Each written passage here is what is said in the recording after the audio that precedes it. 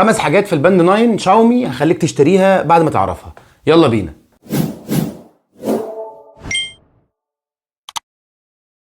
اهلا بيكم فيديو جديد، معاكم عمرو عماد، والنهارده هنشرح الباند 9 من شاومي. بس انا هقول لك على كام تكايه كده تخليك تشتريها، بعيدا عن ان سعرها 1000 ولا 1200 جنيه، بس انت هتلبس باند وتشتري دماغك موضوع البطاريه. اول حاجه الشكل والتصميم، شياكه والاجه واناقه، بس حجمها في الايد انا بالنسبه لي انا ما بحبش الحاجات اللي حجمها صغير. بتيجي بشاشه اموليد ودي في باند، دي حاجه كويسه جدا، وبتيجي بحجم شاشه 1:62 لحد ما يعني شكلها لطيف مش وحش يعني. البطاريه بتاعتها كانت مبهره لانها قعدت معايا اكتر من 21 يوم، ده في وضع الستاند باي. انا استخدمتها شويه وقلعتها وكنت بجرب حاجه تانية، رجعت لقيتها لسه مشحونه والبطاريه بتاعتها تمام. قبل ما نتسحب بس في موضوع الشكل والتصميم والكلام ده، ما بيجيش معاها في حاجه في العلبه غير الكتالوج والشاحن بتاعها. بتيجي مضاده للميه ورذاذ الميه والاتربه، وبتيجي 5 ATM يعني ممكن تنزل معاك تحت الميه العذبه. فيها مالتي فيسز موجوده فيها، بتغير الشكل زي ما انت عايز بالشكل اللي انت بتحبه. بص بالشكل ده اهو، مش عارف انت هتشوفها ولا لا، حاول اقربها لكم. بص كل دي واتش فيسز تقريبا. بص الحاجات اشكال جامده جدا. انا دلوقتي كده خليت شكلها اخضر لايقه مع اللي انا لابسه، جميل جدا.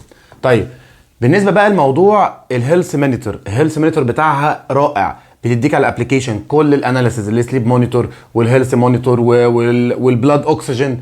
بص بتديك شويه حاجات لو انت مهتم بحاجات تفاصيل طبيه، او لشخص كبير في السن فانت محتاج تقرا الريبورتات التفاصيل بتاعته الطبيه. جيب له بند ب 1000 جنيه تحطها في ايده وتقرا له كل البيانات وتنسى موضوع البطاريه.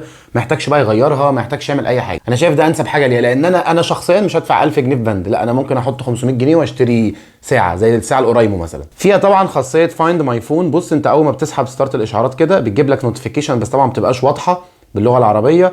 فيها الورك اوت والاكتيفيتي والهارت ريت والاس بي او 2 والسليب مونيتور، بتقيس الاسترس بتاعك والطقس والالارم والسيتنج. بص بقى في المور بقى عندك بقى يا سيدي حاجات كتير جدا. عندك الايفنتس ممكن تحطها وتديك نوتيفيكيشن بيها. التنفس بتاعك، ستوب ووتش، ميوزك كنترول من خلال البند.